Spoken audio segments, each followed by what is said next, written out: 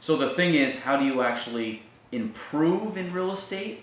So I want to kind of quiz you, Ellie. What would be a couple ideas on how you think you could improve as an agent? Meaning, you'd still have to take the continuing ed to keep your course, but what would you think would be some options to become a better agent, legitimately a better agent, like to always improve what you're doing? I mean, with I guess it's kind of the way I try and get better at anything in life is I talk to people who are good at it. And I think for me the biggest thing is talking with people who've been doing it for a while, like yourself or other agents who've been doing it for a long time and who are good at what they do. Because for the most part, people are pretty willing to talk about something, especially about themselves, because they enjoy that, and I learn things, and it's usually a pretty good conversation. I find that I learn the most, not from classes or books, but from talking to people who live it. Yeah, I think that's number one. Is I always talk about finding a mentor. It's like if you're just starting out, find a mentor, 100%. Even to this day, my mentors and people I talk to are a little bit different because I'm not necessarily talking to them about real estate per se. A lot of it has to do with like running a company, hiring, leadership management from people that have either experience in it or have some type of role in management. And that's just a new challenge that I've taken on over the last probably year and a half or so, and just trying to get better at that because that comes with my schedule every day is I wear a bunch of different hats, and obviously the real estate sales part of it is the big one, but I don't want to, I don't know how many hours in a week I deal with other stuff not related to my own sales, meaning office stuff, meaning marketing stuff, meaning training or meeting with agents about stuff. So I find a lot of it is if you can talk to somebody 100%, what would be your second thing that you think would be a good idea? Because I find my mentoring ship 100% is going to get you there the quickest, is learning from people directly. I guess it's kind of hard because I feel like everything else, there's a lot of stuff I would plump in second place, like podcasts and books and reading about, biographies of successful people and watching them, or just reading about, I don't know. I think I think a mentorship is 100% listening and consuming information. So like reading, listening to podcasts, watching stuff on YouTube. I've done a lot of that because I think YouTube.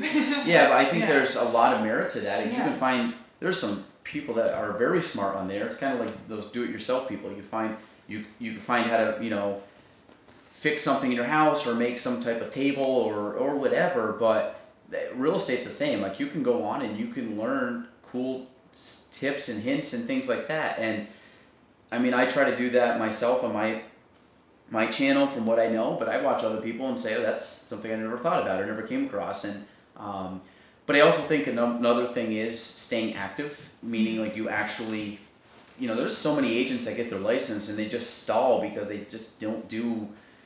They do a couple deals here and there, but they're not very active and they're not really pursuing or trying to get better. So I find there's a lot of people that just kind of get stale and they just stay at a certain level and they get complacent. But I think by actively going and searching out opportunities and actively trying to meet people, my dad always told me, especially when I got into the market, that he goes, activity breeds activity, meaning just stay active, talk to people, meet people, pursue or even pursue opportunities, but also create opportunities just by finding I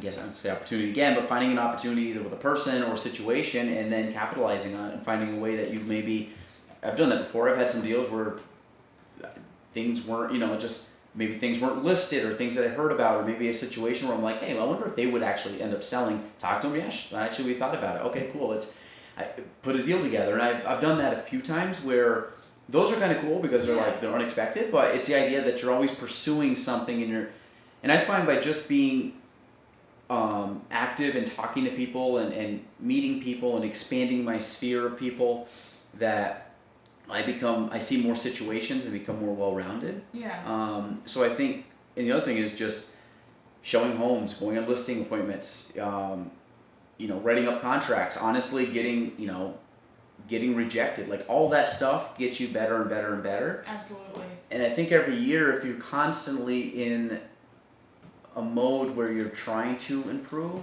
you're going to improve, just through sheer will. And obviously, I think if you just have the mindset of wanting to get better, it's very tough to get worse when you're focusing on getting better.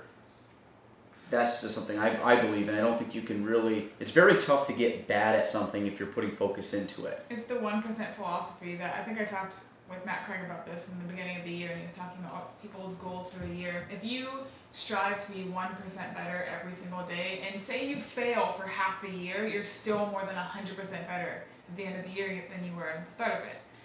And that's just trying to do one little thing better each day, and that's a very achievable goal to set for yourself.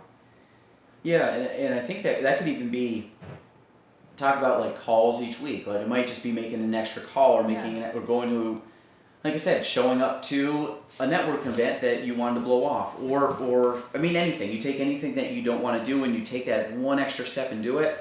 A lot of times that's where you create the opportunity, or just getting out of your comfort zone a little bit. I mean, I've done that a bunch too, where it's just like, I'm not, honestly don't know much about it, but let me just dive in head first and figure it out. And I think that's the biggest way for me too, because I've had some things that I had a big opportunity earlier this year that didn't pan out in my favor, which is fine because actually I don't want to go into the exact terms of it, but I think I've told you about it before, but it's just the idea that when that situation arose, was I in probably the best position for it?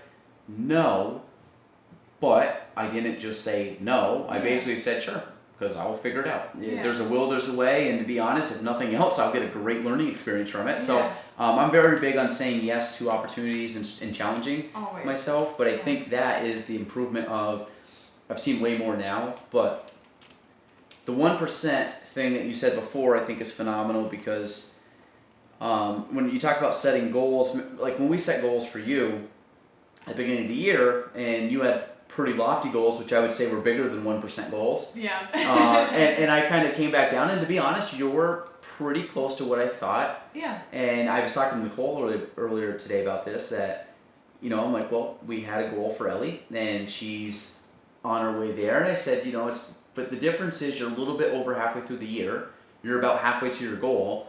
But the idea is that you're also building momentum. So you started from zero. So we talked about the snowflake analogy. Yeah. The fact that maybe you could end the year, you know, between 5 and 8 deals in year one, I'm happy with that. Especially with you working a full-time job where you don't have, and it's different than working a full-time job where you have a flexible schedule. Yeah. You have hours. So your flexibility is very tied into certain time periods. And so I think that's the difference too, versus someone that comes on that has a flexible job that can do appointments during the day, or maybe take a full day off of that job to work real estate, and you don't have that luxury.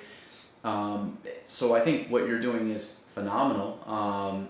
But it's the 1% is, and we talked about like, okay, so say you get your 6 deals this year, what does next year look like? Are we can we double to get 12, or is it realistic goal more like 9 or 10? Which is not a bad thing. You're still growing.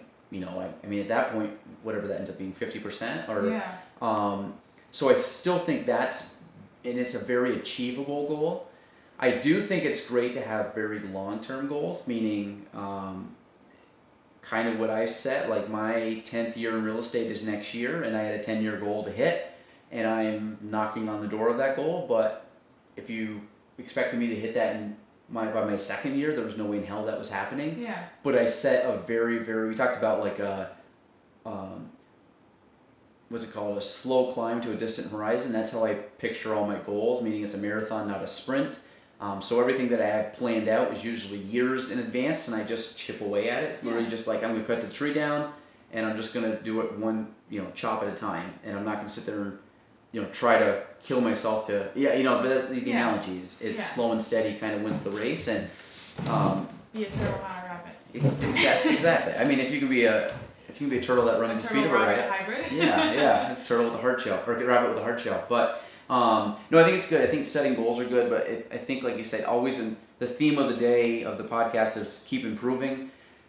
That's important. And the 1%, I think, is very manageable because it's overwhelming at times when people look at the big end goal project, and Absolutely. it gets freaks them out a little bit. But I think if you break things down into manageable day-to-day tasks that is what I try to do, it makes a huge difference. Because I think it's one where it's like you take so many, it's like walking or whatever, and you're like, I want to walk across or swim or something. I want to swim across Lake Champlain. All of a sudden you swim, don't look back, and then eventually you're like, oh, I'm tired. You look back, holy crap, that's quite a distance, and that's And then what you drown. yeah, then you drown, and so actually game over. But it's the idea that you're always, if you keep doing the little things like one more stroke or one more swim, you're gonna get closer and closer to your goal. And then when you turn around and look how far you've come, it's almost overwhelming because you're like, oh, I wasn't focusing on the past. Yeah. I just kept focusing on the next task at hand, and that's kind of what I've been able to do, and I think you'll be very similar to that. Is that you just keep plugging forward,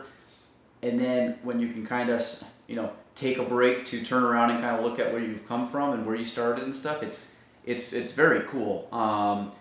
Very unbelievable at times, but very cool to look back and kind of give yourself a moment to reflect and have satisfaction on it. But it's quickly followed up with turning and keep walking. So Yeah. so it's always good. It's always improve.